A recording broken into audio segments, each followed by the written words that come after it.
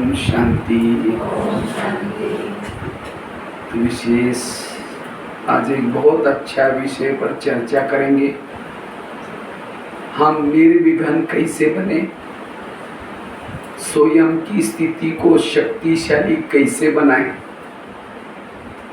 सदा हल्के कैसे रहे।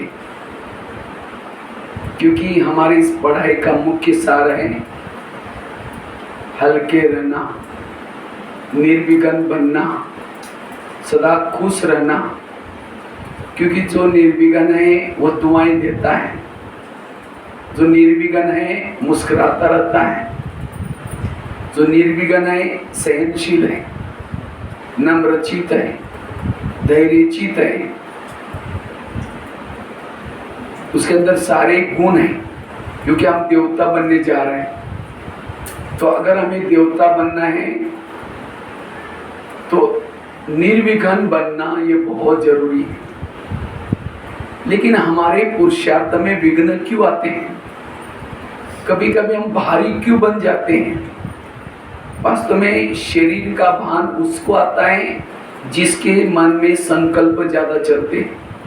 इसलिए बाबा कहते बच्चे फरिश्ता बनो। फरिश्ता किसको कहेंगे? कोई ज्ञान में चलने के बाद हमारे पंख नहीं आने वाले हैं।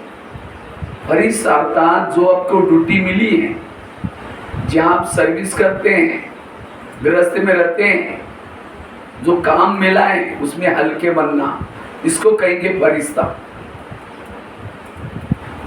क्योंकि ब्रह्मा कुमारी इसका बहुत बड़ी यूनिवर्सिटी है, फरिश्ता उसकी डिग्री है और देवता हमारी नौकरी।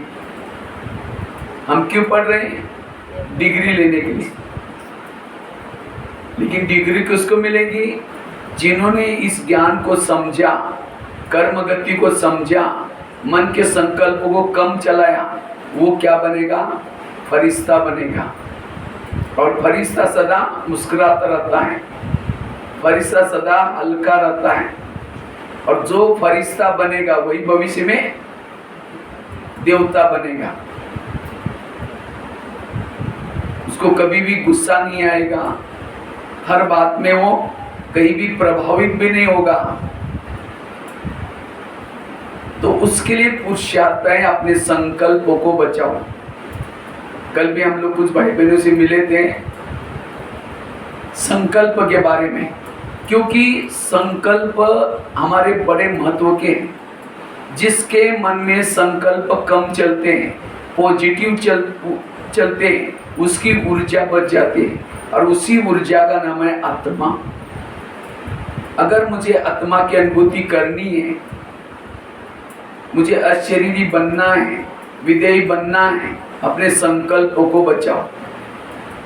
जिसके संकल्प नेगेटिव चलते हैं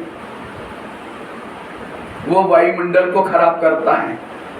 जिसके संकल्प ज्यादा चलते हैं वो आत्मचिंतन, परमात्मा चिंतन नहीं कर सकता। जिसके संकल्प ज्यादा चलते हैं उसके अंदर सहन शक्ति नहीं होगी। सहन शक्ति बड़ी बहन है, बाकी शक्तियां उसकी छोटी बहन है। इसीलिए बाबा कहते हैं और कोई धन नहीं गवाओ, लेकिन संकल्प का धन सबसे महत्व का है, उसको कभी भी व्यर्थ नहीं गवाओ। क्योंकि संकल्प से पूरा कल्प चलता है। जिसके संकल्प नेगेटिव ज्यादा, उसको तनाव पैदा होता है, टेंशन पैदा होता है। और जो ज्ञान में चलने के बाद भी तनाव में रहता है, टेंशन में रहता है, उसके चलन और चेहरे की सेवा कैसी होगी? और जिसको तनाव टेंशन में रहता है उसको गुस्सा आता है। और जिसको गुस्सा आता है उसके दिमाग में केमिकल उतरते हैं, उससे बीमारी होती है। इसीलिए कहते हैं ना, जिसका पाँव गरम, पेट नरम, दिमाग ठंडा, उस घर में कोई डॉक्टर है उसको मार दो डंडा। पाँव को गरम रखो, पेट को नरम रखो और दिमाग को। लेकिन आजकल उल्टा होता है, पाँव रहते ठंडे और दिमाग रहता है। आज किसी को पेट की बीमारी हो गई, ईर्ष्या करने वालों को पेट की बीमारी। किसी को दूर का कम दिखता है, दूसरे की बुराई को आंखें फाड़ फाड़ के देखेंगे। जो आंखें फाड़ता है, बड़ी बड़ी करता है, आंखों की पुतली पल जाती है। फिर डॉक्टर को कहेंगे डॉक्टर जी मुझे आजकल धुंधला दिखता है, कहेगा चश्मा लगाना पड़ेगा, नंबर लग गया। चश्मा तो लगाया फिर भी बुराई देखना नहीं छोड़ेगा, नंबर बढ़ता ही जाएगा। आज किसी का ब्लड प्रेशर बढ़ गया, बीती हुई बातों को याद किया, ब्लड प्रेशर बढ़ गया। आज किसी को अस्थमा होता है, दमा, कोई भी बातों को पेट में दबा कर रखेंगे, क्या हुआ? कुछ नहीं हुआ। अरे बताओ क्या हुआ? नहीं कुछ नहीं हुआ, दमे का प्रॉब्लम। आज किसी को शुगर होते हैं, शुगर कोई चीनी खाने से नहीं होती, दूसरों को अपने कंट्रोल में रखने की कोशिश करेंगे। मैं इसकी सास हूँ, मैं इसका पति हूँ, मैं इसकी माँ हूँ, लेकिन आजकल कोई किसी का नहीं मानता। फिर कहेगा मेरा कोई नहीं मानता, मैं क्या करूँ? और ऐसे केमिकल उतरते शुगर पैदा हो जाते हैं। आज किसी को स्पॉन्डिलाइट होता है, सर्वाइकल, रास्ते में जा रहे सब्जी लाने के लिए, देखेंगे वो क्या करती है, वो क्या करता है, इधर उधर देखने वालों को स्पॉन्डिलाइट। फिर डॉक्टर के पास जाएंगे, कहेंगे डॉक्टर जी मेरे गले में कुछ अकड़न हो रहा है। तो डॉक्टर चेक करता कहता आपको स्पॉन्डिलाइट हुआ, और इसका इलाज करके डॉक्टर एक बड़ा सा पट्टा लगाता है। जब पट्टा लगेगा 6 महीना ना इधर देखेगा ना इधर देखेगा, सीधा देखते चलना पड़ेगा। आज किसी को ब्रेन ट्यूमर, ब्रेन हेमरेज होता है। हमारे ब्रेन में बालों से भी महीन नसें होती है, उसमें खून सप्लाई होता है। लेकिन जब व्यक्ति तनाव में आता है, टेंशन में आता है, खून तेजी से बहना शुरू हो जाता है। जब खून तेजी से दिमाग में बहता है, वो नसें नाजुक फट जाते हैं, उसका कोई इलाज नहीं। इसलिए कुछ भी चला जाए, कभी भी टेंशन में ना हो, कभी भी निगेटिव नहीं सोचो।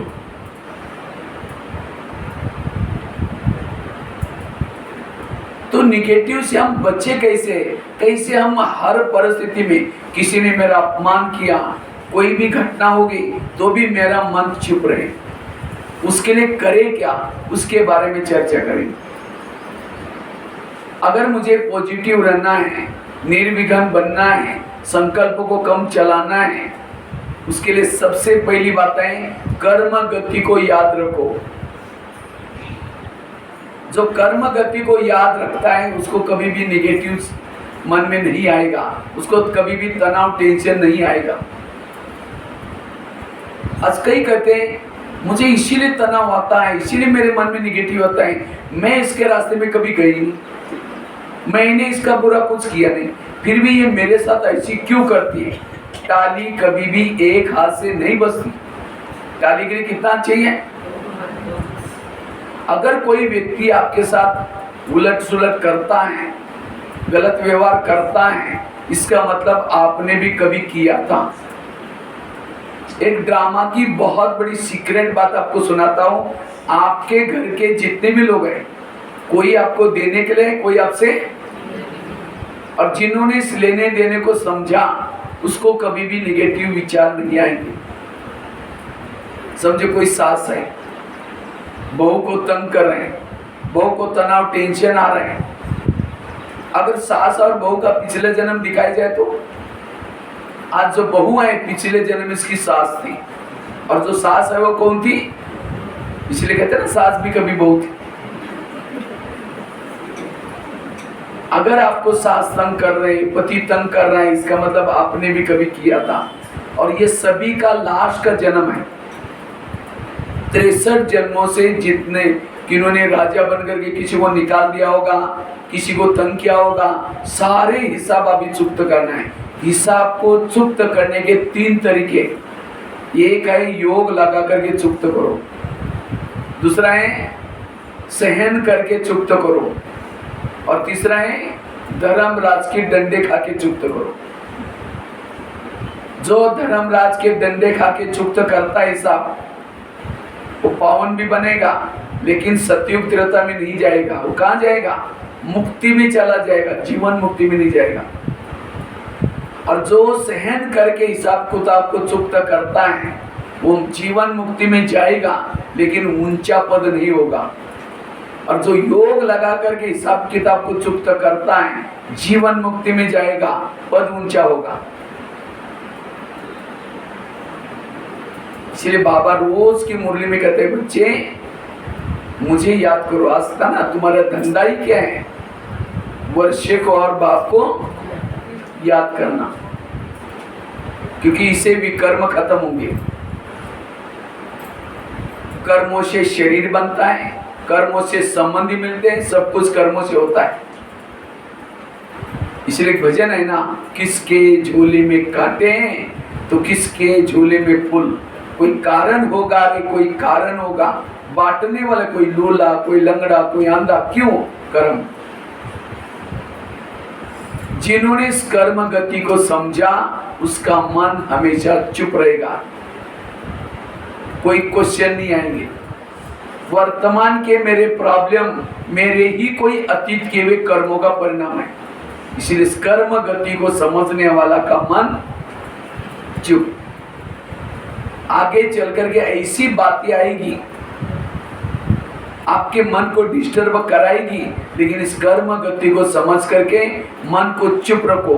No question, no correction, no quotation, no opposition, मन चुप। और जिसका मन चुप है वो विरक्तों से मुक्त है।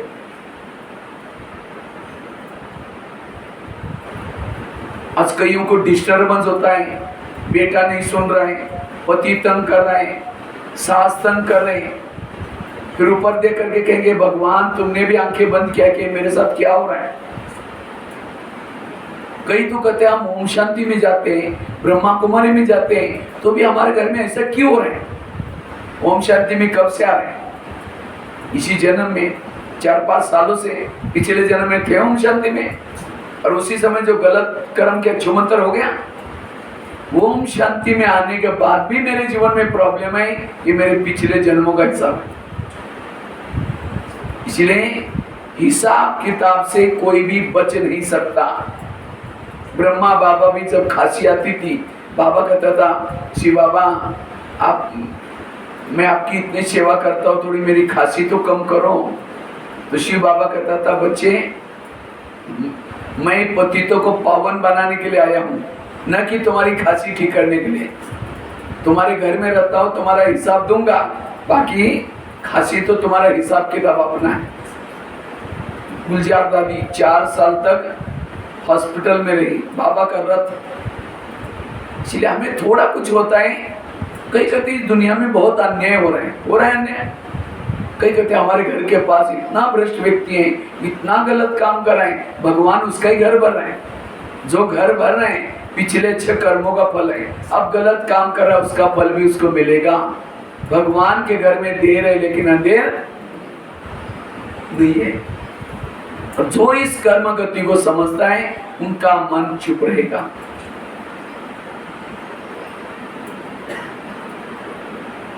आजकल ऐसी ऐसी मशीनरी निकली है, आजकल गर्भ में बच्चा ही या बच्चियां ही चेक करते हैं। अगर बच्चे हैं तो कोई पसंद नहीं करता तो उसकी मम्मी भी मिली है, पापा जी भी मिला है। अगर मम्मी मना करते तो भी केस डालते तो भी नहीं होगा, लेकिन मम्मी भी मिली है, दहेज देनी पड़ेगी। फिर डॉक्टर को भी पैसा मिलता है, डॉक्टर भी मिला हुआ है। अगर नर्स भी पुलिस वालों को फोन करके बताते हैं तो भी ये नहीं होगा, लेकिन नर्सों को भी पैसा मिल रहा है, नौकरी चली जाएगी। चारों पासों मिल करके देखता है कि बच्चे निकाल करके फेंक देते कचरे में। बच्ची भी विरुद्ध नहीं कर सकती क्योंकि उसका ऑर्गन छोटे, लेकिन वही आत्मा, आत्मा तो मरी नहीं, वही आत्मा अगले जन्म में उसी माँ बाप का, उसी डॉक्टर का, नर्स का ऐसा मर्डर करके कचरे में फेंक देते हैं। फिर हमें ये वंडर लगता है एक व्यक्ति ने 5 को मारा, 4 को मारा, कितना खराब है, लेकिन उसका पिछला तो हम नहीं जानते। तो इस दुनिया में जो कुछ हो रहे हैं हर व्यक्ति के कर्मों का परिणाम।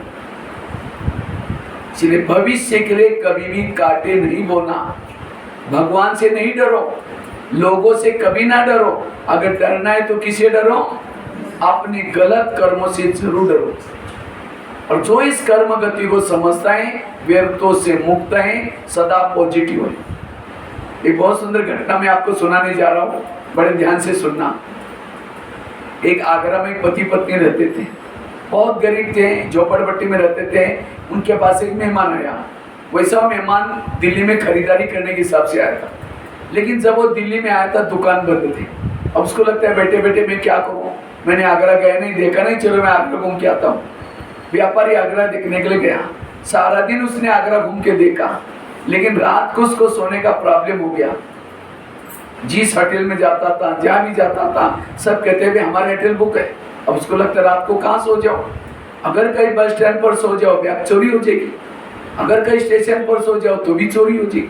तो अचानक उसको याद है मेरे गरीब पति पत्नी, चलो उनके पास जाता हूँ। रिक्शा करके गया, खाना खाया, बातें की, सब कुछ की। सोने से पहले उस व्यापारी ने अपने ब्याग खोली। जब ब्याग खोली तो गरीब की पत्नी की नजर ब्याग में गई, देखा इसके पास 50 के, 100 के, 500 के बहुत सारे बंडल है। उसको लगता है अगर 2-4 बंडल हमको मिल जाए तो हमारी गरीबी क्या हो जाएगी, दूर हो जाएगी। रात भर नींद नहीं आई, 12-1 बजे बाहर गई, बड़ा सा पत्थर लाया, क्योंकि उसकी ब्याग सिरानी थी। वो पत्थर सीधा उसके सिर में मार दिया। उस मेहमान का मर्डर हो गया। पति की नींद खुली, पति कहता ये क्या हो गया, कहता हमारी गरीबी दूर हो गई। कहा ये बात किसी पुलिस वालों को पता चलेगा, लोगों को पता चलेगा, हमें जेल की सजा होगी। कहा कि किसी को पता ही नहीं चलने देंगे। इस व्यापारी को अब जमुना नदी में डाल देते। रात को 2 बजे उस मुर्दे को बोरी में डालना, पीछे यमुना नदी थी उसके अंदर फेंक करके वापिस आए। घर में देखा खून लगा था, उनको लगा किसी को डाउट ना आ जाए, रातों रात खून के दाग मिटाए। उन्होंने खून के दाग तो मिटाए, लेकिन कर्मों में पड़े हुए दाग को कोई मिटा नहीं सकता। इसलिए भजन है ना, कर्म का लेका मिटे न रे भाई, लाख करे कोई चतुर है। उन्होंने उसी पैसे से प्लॉट लिया, एक मकान बनाया, दुकान खोला, गहने बनाई, गाड़ी खरीदी, उनकी गरीबी दूर हो गई। लेकिन उनको कोई बच्चे नहीं थे, दोनों ही पति पत्नी थी। कुछ साल के बाद एक बच्चा हो गया, और एक ही बच्चा था, खिलाया पिलाया, कलेक्टर बनना जितना पढ़ाया। लेकिन अचानक उस बच्चे को टाइफाइड हो गया। तो उनको लगता है इस बच्चे को कुछ ना हो जाए, बड़े से हॉस्पिटल में इलाज किया, बहुत खर्चा हुआ, बनाए थे गहने बेचे, डॉक्टर की फी दी, बच्चा ठीक नहीं हुआ। गाड़ी बेची, डॉक्टर की फी दी, तो भी बच्चा ठीक नहीं हुआ। दुकान चालू किया तो उसको भी बंद किया। उनको लगता है बच्चा ठीक हो जाएगा, दोबारा गाड़ी लेंगे, सब कुछ लेंगे। आखिर मकान भी बेचा, डॉक्टर की फी दी। तो एक दिन वो बच्चा कहता है पापा जी अपने को जो मिला तो पैसा खत्म हो गया, मैं जा रहा हूँ, बच्चा मर गया। तो बच्चा कौन था? हाँ? जिस व्यापारी को मारा था उसकी ही आत्मा पैसा लेने के लिए बच्चे के रूप में आई थी। ये है ऊपर वाले का डंडा, ये है कर्मों की कुंडली। तो ये मैंने आप लोगों को क्यों सुनाया? आज माँ बाप ने होटल नहीं देखा, पैसा पैसा इकट्ठा किया, और कोई ऐसा बच्चा पैदा हुआ गलत संगत में जा रहे हैं, नशा कर रहे हैं, वो बच्चा कौन है? ये आपका पिछले जन्मों का हिसाब है। और इस ज्ञान की कमी के कारण आज हमें कभी टेंशन में आते हैं, निगेटिव सोचते हैं, कभी कभी गुस्सा भी कर लेते हैं। इसीलिए बाबा कहते बच्चे इस कर्म गति को समझो, विपरीत परिस्थिति में भी आपका मन चुप रहेगा। आगे चल करके बहुत ऐसी बातें आने वाली है, कभी आपने सोचा भी नहीं था ऐसी बातें आएंगी, बीमारी आएगी। लेकिन इस कर्म गति को समझ करके मन को चुप रखना, क्योंकि कहते हैं 19वीं सदी तर्क की थी, 20वीं सदी प्रगति करेगी, और 21वीं सदी तनाव की सदी। और इस तनाव की सदी से बचना है, क्योंकि तनाव वाला योगी नहीं बन सकता। लाल लाइट चल रहा है, गीत बज रहा है, शुरू करेंगे मैं आत्मा हूँ, शांत स्वरूप हूँ, फिर कहेंगे मेरे को नहीं क्यों बोला, फिर कहेंगे ठीक है मैं आत्मा हूँ, फिर कहेंगे 15 दिन पहले भी तो बोला था, फिर कहेंगे मैं आत्मा, फिर कहेंगे सबके बीच में क्यों बोला। वो आत्मचिंतन परमात्मा चिंतन नहीं कर सकता। इसलिए कर्म गति को समझना। कई को क्या लगता है भगवान हमें दुख देता है, भगवान किसी को दुख नहीं देता। दुख मिलता है व्यक्ति से अपने ही कर्मों से। भगवान और ही हमारे पर दया करता है, जब हम दुख में फंसते हैं तो और निकालने के लिए सहयोग करने के लिए आता है, बाकी वो किसी को दुख नहीं देता। ये बहुत सुंदर घटना मैं आपको सुनाता हूँ, इसे बहुत अच्छा स्पष्ट हो जाएगा। एक पता नहीं मैं कोई पढ़ा था, मैंने वो याद नहीं है। एक छोटा बालक था, मम्मी के साथ मुंबई में रहता है, और उसके पापा जी नहीं थे, बहने भाई कोई नहीं थे, उसका कोई रिलेटिव भी नहीं था, बस अकेली मम्मी थी और बच्चा था। झोपड़पट्टी में रहते थे। तो एक दिन वो बच्चा मम्मी के साथ मजदूरी का काम करने के लिए जा रहा था। इतने में इस बच्चे ने क्या देखा, एक गुब्बारे वाला गुब्बारे बेच रहा था। बच्चे को लगा मैं गुब्बारे लूं, तो बच्चा दौड़ करके गुब्बारे वाले के पास गया। माँ को लगा इसको कुछ होना चाहिए, क्योंकि 4 लाइन थी, हाईवे था, उसके अंदर बहुत ट्रैफिक जा रहा था, गाड़ियाँ जा रही थी। तो माँ दौड़ करके बच्चे को पकड़ने के लिए गई, एक कार जोर से आई, माँ उसके अंदर खत्म। बच्चे पीछे मुड़ के देखता है, ऊपर देख करके कहता है, ये भगवान, मेरे पापा को तो पहले लेके गए, अब मेरी मम्मी को भी लेके गए, आप कितने निर्दयी हैं। भगवान के ऊपर दोष लगाता है। 4 दिन खाना नहीं खाया। 4 दिन के बाद बाहर आया, किसी ने कहा बेटा अब तुम्हारा कोई नहीं है, मेरा चाय का दुकान है, तुम आओ, तुम्हारे खाने का प्रबंध करूंगा। तो बच्चा रोज जाता है। एक दिन उससे गलती से गिलास टूट गया, तो चाय वाले ने इतना डांटा उसको, तो आखिर वो बच्चा कहता है भगवान ये मेरे साथ क्या हो रहा है, मैं जहाँ भी जाता हूँ दुखी बनता हूँ। आखिर उसे शराबी बना टेंशन से।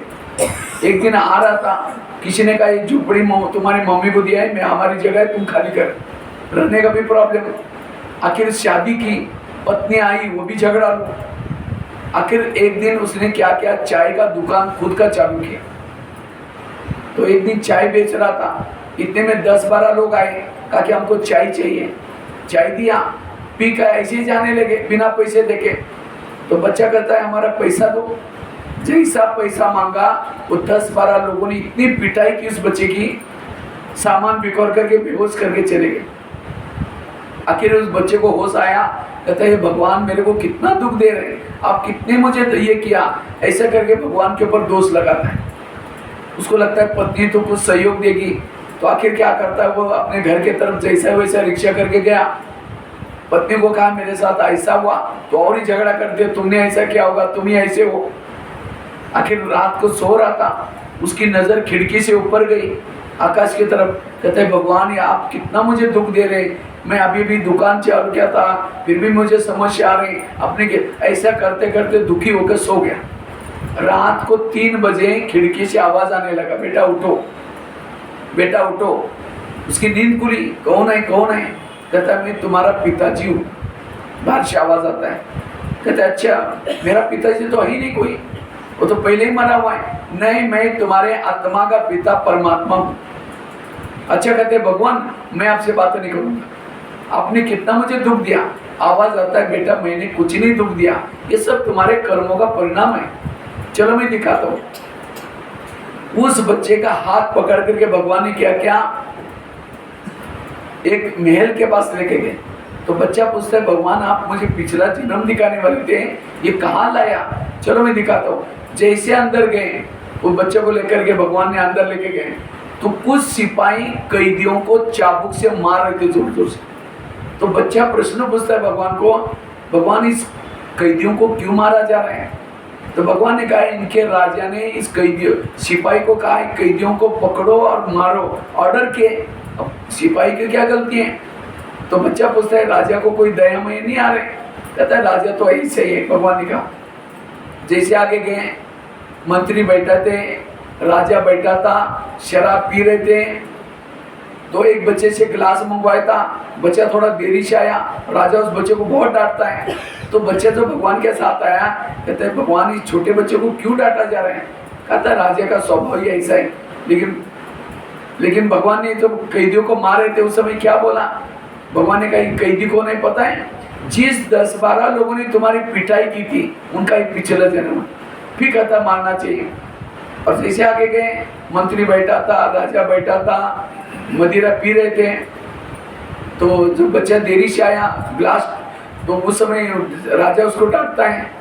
तो बच्चा पूछता है भगवान इस क्यों डांटा जा रहा है। कहता है ये ऐसा ही है। लेकिन भगवान ने कहा ये कौन है पता है, ये जो बच्चा है जी चाय वाला ने तुमको डांटा था, उसका पिछला जन्म, भी कहता डांटना चाहिए। जैसे आगे गए, एक अंडरग्राउंड में एक व्यक्ति बैठा था जिसके हाथ में बेड़ियाँ थी, कपड़े फटे थे। तो बच्चा पूछता है भगवान ये कौन है। कहा कि राजा का बड़ा भाई है। कहता राजा ने अपने बड़े भाई के साथ ऐसा व्यवहार किया, ये खुद राजा बनने वाला था। भगवान ने कहा लेकिन इसने कुर्सी के चक्कर में इसको देशद्रोही बनाया और खुद राजा बना हुआ है। लेकिन भगवान ने कहा ये कौन है पता है, ये तुम्हारे पत्नी का पिछला जन्म है। इसका मतलब राजा कौन था? जो बच्चा था छोटा, जो गरीब बना था, वो पिछले जन्म कौन था? राजा। राजा बनकर के उसने कैदियों को मारने के लिए ऑर्डर की। वही कैदी अपना बदला लेने के लिए चाय पीने के बहाने आए, अपना बदला लिया। और वो बच्चा क्या बना था? वो राजा कौन बना था? तो बच्चा बना था। और कहा कि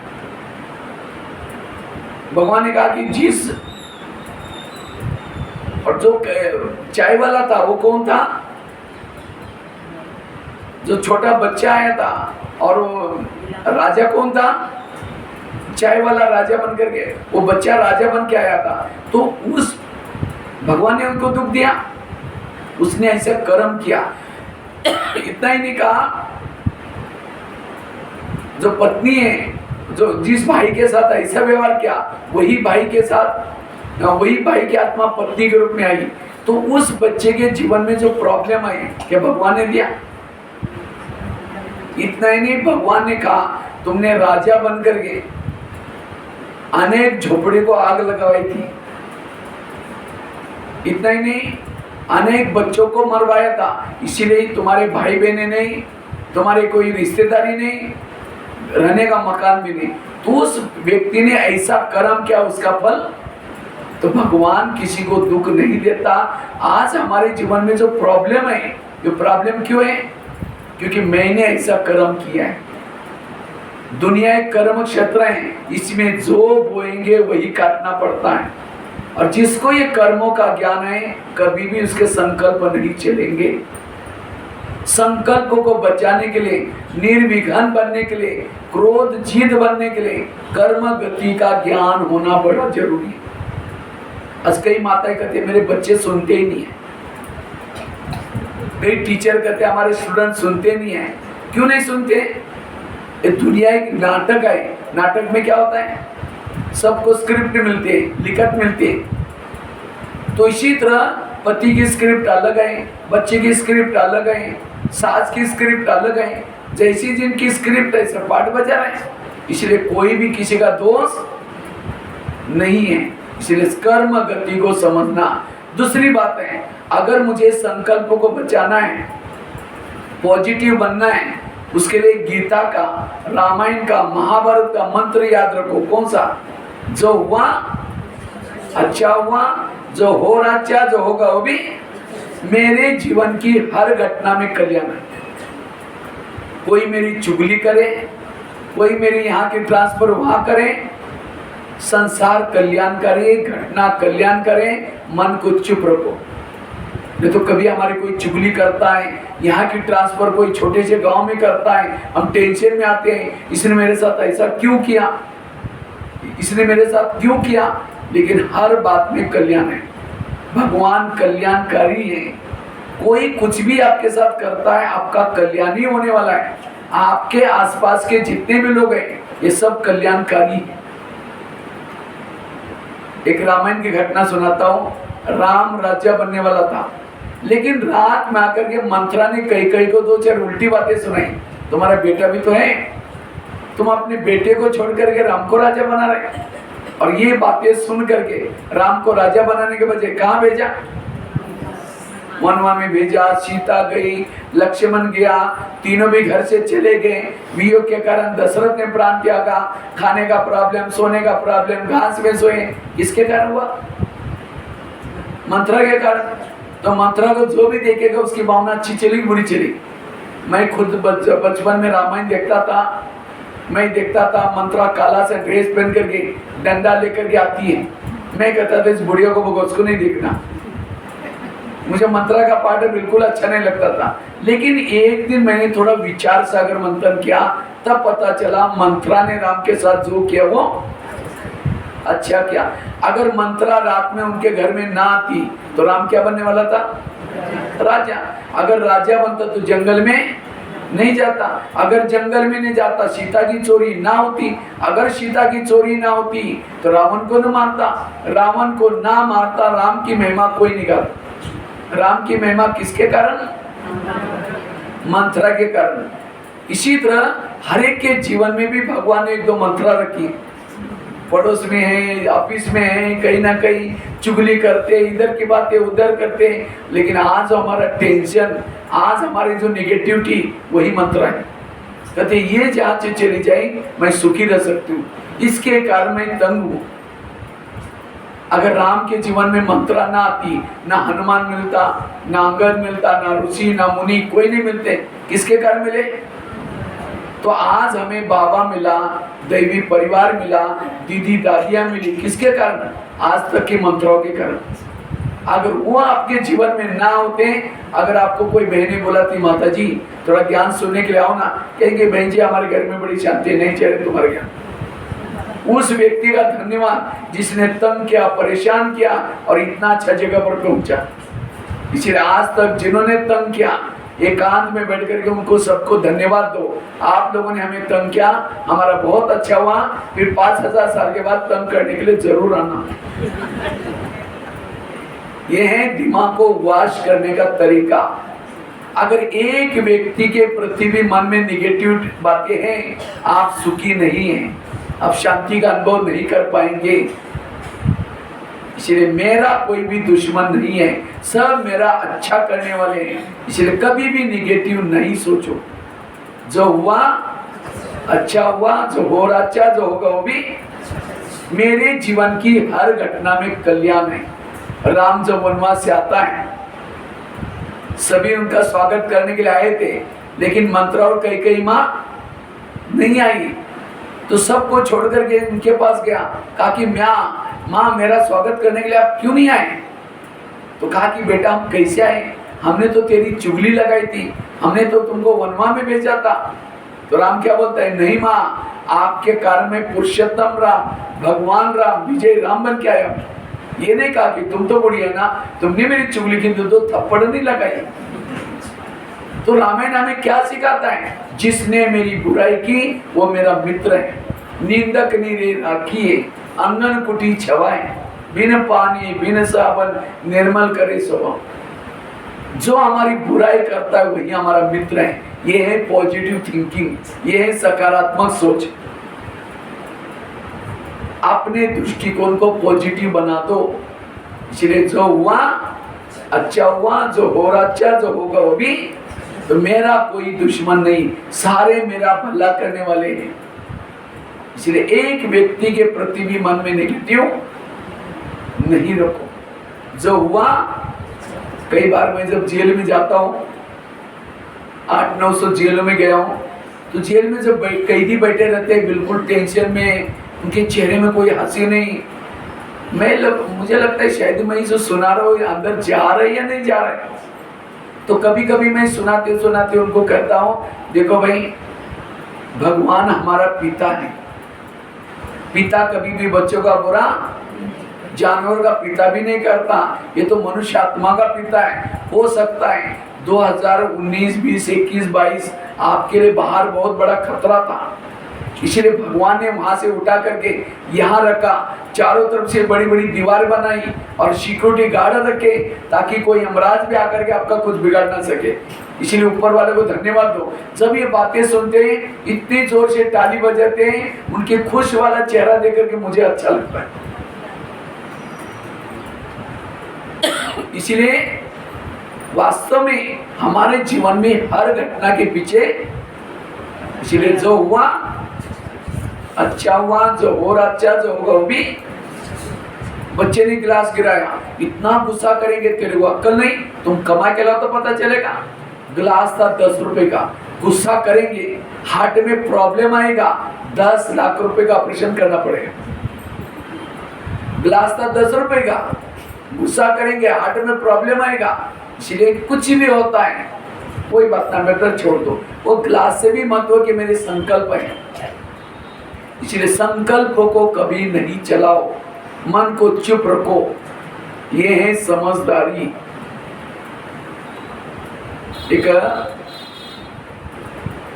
एक भगत था, रोज क्या करता है, एक मंदिर में बैठ करके मूर्ति को कहता है, भगवान अब खड़े खड़े थक नहीं गए, कहता है मैं आपका काम करता हूं, भगत करता है। भगवान ने कहा भगत जी भगवान बनना कोई साधारण बात नहीं, चुप रहना पड़ता है, शांत रहना पड़ता है। नहीं कहते भगवान मुझे एक दिन चांस दो, तो आगे हाथ करके प्रतिज्ञा करता है कुछ भी हो जाए मैं शांत रहूंगा, चुप रहूंगा। तो भगवान ने कहा ठीक है। तो इतने में क्या हो गया, भगत क्या बन गया, मूर्ति बन गई। और मूर्ति क्या बन गया, भगत बन करके झाड़ू पोछा करके अपने घर में चला गया। इतने में एक व्यापारी आया और व्यापारी आकर के मूर्ति के चरणों में सिर झुका करके कहता है हे भगवान मैंने बहुत धर्मशाला खोली, मंदिर खोली, आपने हमेशा मदद की, अब एक धर्मशाला खोलने वाला हूँ, उसमें भी मदद करना। दर्शन करने के लिए सिर झुकाया, उसका बड़ा सा पैसे का पॉकेट नीचे गिर गया, जाने लगा। इतने में मूर्ति को टेंशन हो गया, अरे भाई तुम्हारा पॉकेट है लेके जाओ। तब तक उसको याद है भगवान ने कहा तुम्हें चुप रहना है। इतने में एक गरीब आदमी आया, कहता भगवान मैं 8 दिन से कुछ नहीं खाया, कुछ तो दो, आप हमेशा देते हैं। ऐसा करके उसने सिर नीचे झुकाया, उसकी नजर पॉकेट के ऊपर गई। कहता है भगवान थैंक यू, मैंने तो थोड़ा ही मांगा, आपने बड़ा पॉकेट दिया। मूर्ति को टेंशन हो गया, अरे मैंने तो तेरे को दिया ही नहीं, तुम चोरी करके लेके जा रहे हैं, ये तो व्यापारी का है, बोलने वाला था। तब उसको याद है भगवान ने कहा चुप रहना, अच्छा ठीक है। इतने में एक नाविक आया, समुद्र जहाज चलाने के लिए जाने वाला था 6 महीने के लिए। कहते भगवान मैं जा रहा हूँ, मेरा ध्यान रखना, मेरा परिवार का ध्यान रखना, 6 महीना मुझे समुद्र में रहना है, आंधी तूफान से बचाना। दर्शन करने के लिए सिर झुकाया, वो व्यापारी पुलिस वालों को लेके आया। कहता है सर मैं जाने के बाद यही व्यक्ति आया, इसने पैसा लिया होगा। पुलिस वालों ने पकड़ा, उसके हाथ में बेड़िया डाली, थाना खींचने लगा। चल थाना चल। तो मूर्ति को टेंशन हो गया, ये क्या हो रहा है, पैसा कोई और लेके गया और पकड़ करके किसी को निर्दोष को लेके जा रहे हैं, ये तो बड़ा अन्याय है। तो भगवान ने कहा तुम्हें भगवान बनाया मुझे और चुप रहने के लिए बोला, भगवान होता भी तो भी बोल देता। कहता है मैं भगवान बोल रहा हूँ, ये निर्दोष है, इसको छोड़ो। पुलिस वाले इधर उधर देखते हैं, यहाँ तो कोई है ही नहीं। उनको लगा भगवान ने आकाशवाणी की, भगवान तो झूठ नहीं बोलेगा, छोड़ के चले गए। तो शाम को भगवान आया, तो भगत कहता है भगवान आप ही भगवान बनना, मैं एक दिन में इतना टेंशन में आया, आप 24 घंटा ऐसे कैसे शांति में रहते, और आपने तो कहा मुझे चुप रहना, आप होते तो भी बोल देते, मैंने बोल करके अच्छा काम किया। भगवान ने कहा हुआ क्या? कहता है एक व्यापारी आया था, उसका पैसा पॉकेट गिरा था, मैं बोलने वाला था, आपने कहा इसलिए चुप रहा। लेकिन एक गरीब आदमी आया, वही उठा के लेके गया, तो भी बोलने वाला था, आपने कहा फिर मैं चुप रहा। लेकिन एक नाविक आया था जिसको रोजी रोटी कमाने के लिए जाने वाला था, पुलिस वाले उसको थाना लेके जा रहे थे, मैंने बोल दिया और जेल से जाने से बचाया। अच्छा काम किया ना। भगवान ने कहा तुमने सत्यानाश किया, तुमको बोला था चुप रहना, व्यापारी के समय नहीं बोला, अच्छा किया। व्यापारी ने 2 नंबर का काम करके पाप जमा किया था, और इसलिए उसका पॉकेट गिरा, वो गरीब को मिला, उस गरीब की दुआएं मिली, उसका पाप कम हो गया, उसका पेट भर गया। अच्छा ही नहीं बोला। लेकिन उस नाविक को पुलिस वाले जेल में लेके जा रहे थे, तो भी चुप रहना चाहिए था, क्योंकि 2 महीने के बाद समुद्र में बड़ा तूफान आने वाला है, उसके अंदर मरने वाला है। अगर जेल में जाता तो ठीक रहता। तुमने बोल करके कौन सा अच्छा काम किया? कहने का मतलब भगवान जो करता है आगे पीछे की सोच के करता है, और मनुष्य जो करता है वर्तमान को देख के करता है। आज हमारे जीवन में अगर प्रॉब्लम आ रहे हैं, इसका मतलब मेरा कुछ कल्याण है उसके पीछे। इसीलिए आजकल डॉक्टर क्या कहते हैं, कड़वी चीजें खाना पसंद करो, करेले खाओ, कड़ू नीम के पत्ते खाओ, मेथी के लड्डू खाओ, तो आपकी हेल्थ क्या हो जाएगी। करेले मतलब सब्जी की करेले की बात नहीं, जीवन में आने वाली कड़वी बातों को डाइजेस्ट करो। अगर जीवन में कड़वी बातें आ रही हैं, इसका मतलब आपका कुछ अच्छा होने वाला है। लेकिन आज का व्यक्ति कड़वी बातों को डाइजेस्ट नहीं करता, वही तनाव का कारण है। इसलिए जीवन में आने वाली कड़वी बातों को डाइजेस्ट करो। हर बात में कल्याण है, अपने मन को चुप रखो। यह है भगवान के ऊपर भरोसा। अगर आप सोच रहे हैं इसका मतलब भगवान के ऊपर भरोसा, तो ये भी मेरी नैया को पार लगा सकता है। इसलिए मन को चुप रखना। भविष्य में वो मूर्तियां वही बनेगी जो वर्तमान में मूर्ति बनता है। तो मूर्ति बन करके रहो, पॉजिटिव रहो। तो संकल्प को बचाने के लिए 2 मंत्र बताएं। पहली कर्म गति को समझना, दूसरी जो हुआ अच्छा हुआ। तीसरी बात है, अगर संकल्प शक्ति को बचाना है, पॉजिटिव रहना है, रोज सवेरे 3 चीजें करो। अमृत वेला का योग अच्छा करो, दूसरा क्लास के पहले आकर के योग करना, और तीसरा रोज की ईश्वरी महावाक्य सुनना। जो ये 3 चीजें करेगा उसका मनोबल बढ़ता है, और जिसने सवेरे सवेरे मनोबल को बढ़ाया उसको कितनी भी परिस्थिति आई मन चुप रहेगा। तो अमृत वाला कौन कौन करता है? हाथ खड़ा करो। अच्छा करते हैं, लेकिन अमृत वाला का तो चुपचाप कोई वीडियो बनाई जाए आपका, तो दीवार के सारे बैठे मुंह खुला आंखें बंद है। 2 बार मच्छर अंदर भी आया बाहर भी है, पता भी नहीं चला। अगर ऐसा योग करेंगे तो अवस्था अच्छी कैसी बनेगी? इसलिए अटेंशन से बैठना, जागृत होकर के बैठना, विधि पूर्वक योग करना। भक्ति मार्ग में ये क्या, माला जप रहे राम राम राम राम, देखना भाई बिल्ली दूध ने फिर राम राम राम। यहाँ भी बैठे, समझो कोई माता योग लगाने के लिए आ रहे हैं, आते आते रास्ते में देखे बहुत अच्छे सब्जी वाला जा रहे हैं, बैंगन की सब्जी इतना अच्छा लेके आए, चलो आज शाम को इसकी सब्जी बनाएंगे। पहले सोचेंगे जाकर के योग लगाएंगे, जाते समय लेके जाएंगे। फिर यहाँ करके बैठे, लाल लाइट चल रहा है, गीत बज रहा है, शुरू करके मैं आत्मा हूँ शांत स्वरूप हूँ। फिर सोचे झोला तो लाए नहीं, थैला तो लाए नहीं, सब्जी कैसे लेके जाए? ठीक है मैं आत्मा हूँ शांत स्वरूप हूँ। फिर सोचेंगे गैस के ऊपर जो दूध रखा था शायद उसको बंद किया है, ऐसे चल रहा है। फिर कहेंगे चलो कोई बात नहीं, कोई बुझा देगा, मैं आत्मा हूँ शांत स्वरूप हूँ। फिर सोचेगा घर में तो मेहमान आने वाला था, मैंने सोचा था उसके लिए छोले बनाओ चने, लेकिन सवेरे तो भिगो ही नहीं, चलो छोले कुछ और बना देगा, मैं आत्मा हूँ शांत। लाल लाइट की सफेद लाइट उपयोग करता है। अब ये माताओं को बात याद है कि भाइयों को कोई दुकान का काम करता है, शुरू करेंगे मैं आत्मा हूँ शांत। फिर सोचा रहे कुछ होलसेल सामान मंगा रहा था, मैं तो भूल गया। फिर कहेगा ठीक है बाद में देख लेते, मैं आत्मा हूँ शांत हूँ। अरे दोपहर को तो बहुत ज्यादा रकम वाला कोई उधार लेके गया था, मैंने उसको डायरी में नोट किया या किया नहीं किया, चलो बाद में देख लेंगे, आत्मा लाल लाइट की सफेद लाइट। इसीलिए योग में अटेंशन से बैठना, हाँ उसके बारे में कल परसों के क्लास में चर्चा करेंगे। हम योग कैसे लगाए?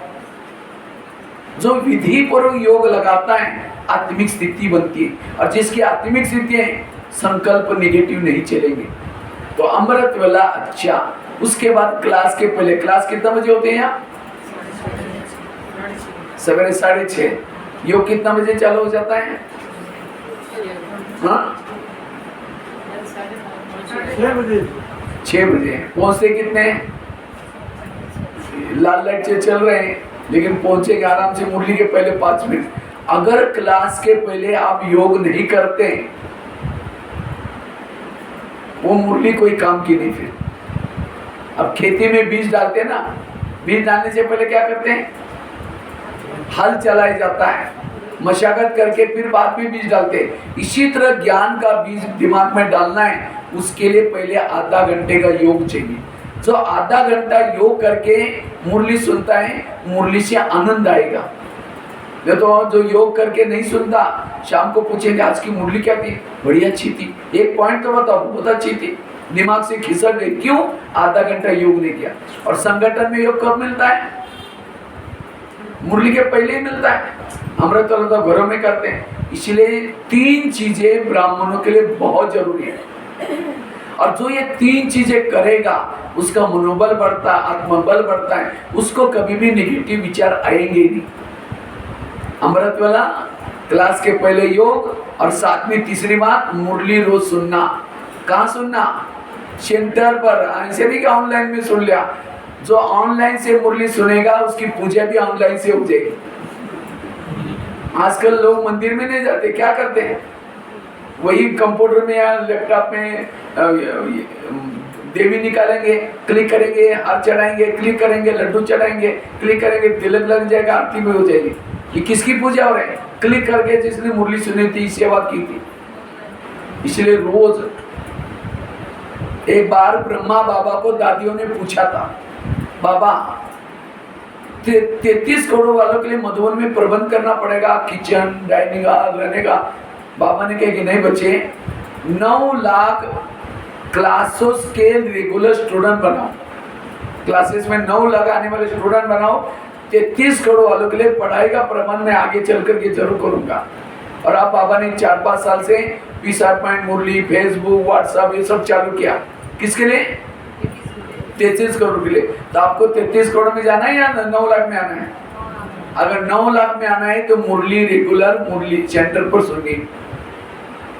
एक भील था, एकलव्य, द्रोणाचार्य के पास गया, कहता है मुझे नंबर 1 नहीं चाहिए और नंबर 1 चाहिए, मैं अर्जुन से होशियार हूँ।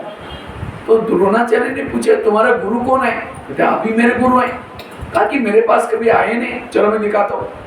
उनका हाथ पकड़ करके एक जंगल में लेके गए, वहां एक द्रोणाचार्य का पुतला था। कहते देखो आप ही मेरे गुरु हैं। तो उसको नंबर 1 नहीं दिया, नंबर 1 किसको दिया? अर्जुन को। क्यों? अर्जुन सामने सिखाता और वो एकलव्य कहाँ सिखाता? पुतले के सामने। इसी तरह ये peace of mind Murli, Facebook, WhatsApp ये भी पुतला है और उसके सामने बैठ करके शिवानी बहन के क्लासेस, मार्केटिंग के क्लासेस सुन करके होशियार तो बनेंगे लेकिन नंबर 1 नहीं जाएंगे। नंबर 1 बनना है क्लास में आकर के मुरली सुनना है। नहीं तो आजकल को कई लोगों को ये ऑनलाइन की माया लगी है, इसलिए। और ये आजकल माया कहती है अच्छा तुम बिके बने ना, थिएटर में नहीं आते ना, कोई बात नहीं, मैं तुम्हारे जेब में आती हूँ। आजकल हर एक के जेब में, हर एक का जेब सिनेमा थिएटर बना हुआ है। कई जब से ऑनलाइन में चालू हो गया, कई हमारे कुमार ढीले हो गए, कई माताएं ज्ञान से चली गई। बाबा ने कभी कहा था आगे चल करके ब्राह्मणों का झाड़ हिलेगा और ये ऑनलाइन से काफी। इसलिए अगर मजबूत बनना है हमें जरूर, भले वो सुनो, जैसे बच्चे ट्यूशन में जाते हैं, सारा दिन स्कूल में जाएंगे और सवेरे क्या शाम क्या लगाते हैं? ट्यूशन। और ट्यूशन भी किसका लगाते हैं? जो सब्जेक्ट कच्चा है उसका ट्यूशन लगाते हैं। इसी तरह हमें भी क्या करना है? मुरली सुनने के लिए आना है, उसके बाद दिन में कई टाइम है तो जो मेरा सब्जेक्ट कच्चा है उसी का टॉपिक निकाल कर यूट्यूब से भले क्लासेस सुनो, लेकिन हमें यहाँ आना जरूरी। और जो ये 3 चीजें करता है, अमृत वाला अच्छी करता है, क्लास के पहले योग करता है और मुरली ध्यान से सुनता है, उसका कभी भी नेगेटिव विचार नहीं चलेगा, उसको कोई टेंशन नहीं आएगा और कभी भी विघ्नों में नहीं जाएगा। इतना ही नहीं, उसको किसी के दोष दिखाई नहीं पड़ेंगे, सब अच्छे नजर आएंगे। कहते एक 2 महिलाएं थी, एक महिला रहती थी 2 मंजिल पर, दूसरी रहती थी नीचे की मंजिल पर। 2 मंजिल वाली रोज अपने घर के खिड़की से पड़ोसी के छत पर देखती, तो छत पर कपड़े सुखाते, उसके कपड़े देकर के पति को बुलाते हैं, कहते इसको कोई अक्ल नहीं, कितने गंदे कपड़े हैं, कितने मैले कपड़े हैं। पति को कहते जाओ पूछ के आओ वो क्या साबुन लगाते हैं, क्या सर्फ लगाते हैं। पति कुछ नहीं बोलता। रोज वो 2 मंजिल की महिला अपने पति को बुला करके दिखाते पड़ोसी को, पति कुछ नहीं बोलता। एक दिन जब उसने 2 मंजिल वाली माता ने जब पड़ोसी के छत पर देखा, उसके कपड़े अच्छे दिखने लगे, रोज तो गंदे दिखते थे। तो पति को बुला करके कहते हैं आज इसको कैसे अक्ल आ गई, कितना अच्छा धुला किया, जाओ पूछ के आओ। पति धीरे से मुस्कुराता और कहता है आज सवेरे सवेरे मैंने अपने खिड़की के कांच साफ किए, शीशे साफ किए। उनकी खिड़कियां गंदी थी, शीशे गंदे थे, इसलिए कपड़े कैसे दिखते थे। इसी तरह जिस दिन सेंटर पर नहीं आएंगे, मुरली नहीं सुनेंगे, योग नहीं करेंगे, आपकी बुद्धि रूपी खिड़की के शीशे गंदे, और उसी से जिसको भी देखेंगे सब गलत नजर आएगा। फिर कहेंगे इसको सुधरना चाहिए, उसको बदलना चाहिए। बदलना उसको नहीं है, बदलना मुझे चाहिए। मेरे शीशे गंदे इसलिए मुझे, इसलिए रोज अपने खिड़की को क्या करो। तो कौन कौन खिड़की साफ करता, हाथ खड़ा करो। खिड़की मतलब घर की नहीं। अब कई सोच में पड़े कि हम तो महीना में कभी साफ करते। तो अभी 4 साल पहले मैं नेपाल में गया था, 3 दिन की मेरी वहां भट्टी थी। तो मैंने पहले दिन ये बात सुनाई रोज खिड़की को साफ करो। तो दूसरे दिन 2-4 माता आई नहीं क्लास में, तीसरे दिन आई, बहनों ने कहा कल इतनी अच्छी भट्टी थी, तुम लोग कहाँ थे। वो माता ने कहा कि वो परसों भैया ने कहा ना खिड़कियाँ साफ करो। कल हम सारा दिन खिड़कियाँ साफ करने में लगे थे। मैंने कोई घर की खिड़कियां नहीं बोली थी। कौन सी खिड़कियां? आज भक्ति मार्ग कोई गलत नहीं, भक्ति अच्छी है, लेकिन भक्ति के बात को उल्टा किया। कहते हैं भगवान को प्राप्त करना है तो बलि चढ़ानी पड़ती है। कौन सी बलि? जो मैं करते उसकी बलि। लेकिन लोगों ने क्या किया? मैं करने वाली बकरी को बलि चढ़ा दें। कहते हैं भगवान को प्राप्त करना है तो उपवास करो। वो मतलब नजदीक वास बना रहना, बुद्धि से नजदीक रहना। लेकिन लोगों ने क्या किया? पेट का उपवास किया। कहते हैं भगवान को प्राप्त करना है घर का त्याग करो। कौन सा घर? शरीर आत्मा का घर है, इसको भूल जाओ, आत्मा समझो। लेकिन लोगों ने उस घर को छोड़कर जंगल में चले गए। कहते घर में लक्ष्मी आएगी, उसके लिए क्या करते हैं? दीपक जलाते हैं, सफाई करते हैं। आई लक्ष्मी, और आएगी भी कैसी? लक्ष्मी आते हैं उल्लू के ऊपर, और उल्लू को लाइट में दिखता। अब जिस दिन दीपक जलाएंगे तो लक्ष्मी कैसी आएगी? फिर फटाका बजाएंगे तो उल्लू घबरा करके कहीं और चला जाएगा। अगर लक्ष्मी आना है तो दिवाली के समय क्या करना चाहिए? लाइट को बंद करके अंधेरा करके पूरा शहर में बैठो, लक्ष्मी आ जाती। और उसी समय गवर्नमेंट लाइट भी नहीं काटता, कहते त्योहार चल रहे ना। तो कौन सी सफाई? ईर्ष्या, गणना, नफरत, इसको सफाई करो। कौन सा दीपक जलाओ? आत्मा का दीपक जलाओ। कहाँ कुछ किया? इसलिए रोज अपने खिड़की को क्या करो? एक भाई ज्ञान में चलता था 2 साल से। एक बार होटल में गया, 1 किलो समोसा मंगाया। समोसा जानते हैं ना, मैदे को बेल करके आलू भरते हैं। 1 किलो समोसा मंगाया, मैदे का छिलका ऊपर से फेंकता है और आलू मसाला खाता है। तो मैनेजर देखता रहा, कहा कि आप मैदा पसंद नहीं करते? कहता पसंद तो करता हूँ, लेकिन आजकल ब्रह्मा कुमारी आश्रम में जाता हूँ, उन्होंने कहा कि बाहर का नहीं खाना, इसलिए बाहर का निकल करके अंदर का खा रहे। बाहर का मतलब दूसरे के हाथ का बना हुआ न खाना। इसीलिए होटल पर बोर्ड लिखा है, होटल, हो सके तो यहाँ से टल। कहा कुछ किया? एक माता जी गुरुवार के दिन था, सेंटर पर आई थी, तो बहन जी अपना कुछ भोग बना रहे थे। तो माता जी गांव से आई थी गुरुवार के कारण। तो इतने में एक वीआईपी आया। तो बहन जी ने कहा माता जी इसको थोड़ा कम समझाओ, तब तक मैं किचन का भोग बना के आती हूँ। तो माता जी पहला चित्र लगा था लक्ष्मी नारायण का। तो माता जी भाई को कहते हैं आप रोज यहाँ आया करो, आपका ट्रैक्टर बहुत अच्छा हो जाएगा। कहते ट्रैक्टर या कोई गैरेज का काम सिखाते? कहते नहीं, लक्ष्मी नारायण भी ट्रैक्टर सीख गए, परमात्मा उनका भी ट्रैक्टर ठीक करने के लिए आया, मेरा भी यहाँ ट्रैक्टर अच्छा हो गया। वो कैरेक्टर बोलने के बजाय। तो कभी कभी हम ज्ञान को क्या करते हैं? इसलिए रोज अपने खिड़की को क्या करो? साफ करो। जो रोज ये 3 चीजें करता है सवेरे सवेरे, उसका कभी नेगेटिव संकल्प नहीं चलेगा, उसका पॉजिटिव संकल्प चलेगा। तो संकल्प को बचाने के लिए 3 बातें सुनाई। पहली बात कर्म गति को समझना, और हर पॉइंट में कुछ एग्जाम्पल आपको दिए। अग्र वाली घटना सुनाई, वो बच्चे वाली घटना सुनाई। और दूसरी बात कौन सी बताई? जो हुआ मंत्रा वाली घटना सुनाई। दूसरी वो मूर्ति वाली बात सुनाई। और तीसरी कौन सी बताई?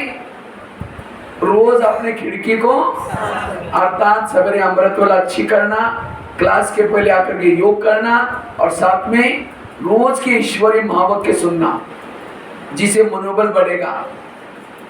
तो ये 3 बातें भी आप करेंगे, आपके संकल्पों को बचा सकेंगे। बाकी तो बहुत सारी बातें हैं, आगे फिर कल कंटिन्यूशन यही क्लास फिर आगे करेंगे। ठीक है, 3 बातें सुनाया। संकल्प को बचाने के लिए, व्यर्थों से बचने के लिए, निर्विघ्न बनने के लिए, ये 3 बातों के ऊपर ध्यान देना। फिर आगे कल फिर इसी के ऊपर करेंगे। आज थोड़ा सा लेट हो गए, कल तो कोई स्कूल में नहीं है, तो इसलिए कल समय पर पूरा टॉपिक पूरा करेंगे। तो समझ में आया सबको? तो अब हमें अपने संकल्प को बचाना है, निर्विघ्न बनना है। कभी भी निगेटिव वाला चाल चलन से सेवा नहीं कर सकता, वो हल्का नहीं बन सकता। इसलिए अगर हल्का बनना है, संकल्प और शक्ति को बचाना है, इन 3 बातों को जीवन। संकल्प ये बहुत महत्व के, संकल्प से पूरा सतयुग चलता है। वहाँ कोई मोबाइल नहीं होगा कोई मेहमान को बुलाने के लिए। संकल्प किया मेहमान आएगा, संकल्प किया बरसत। इतना ही नहीं, बच्चे भी पैदा होते हैं, वो माँ बाप को संकल्प चलेगा अब मुझे बच्चा चाहिए, तो संकल्प से गर्भधारण होता है। इसीलिए बाबा कहते बच्चे संकल्प को बचाओ, संकल्प में सिद्धियां प्राप्त होगी, जो सोचेंगे वो होगा। लेकिन अब हम सोचते होता दूसरा, क्यों? संकल्प वेस्ट है। इसलिए संकल्प शक्ति को बचाने वाला हेल्दी, वेल्दी और हैप्पी है। जो निगेटिव है वो हर परिस्थिति में दुखी रहेगा। दुखी वो है जो निगेटिव है, सुखी वो है जो पॉजिटिव है। अगर मुझे देवता बनना है तो पॉजिटिव बनो,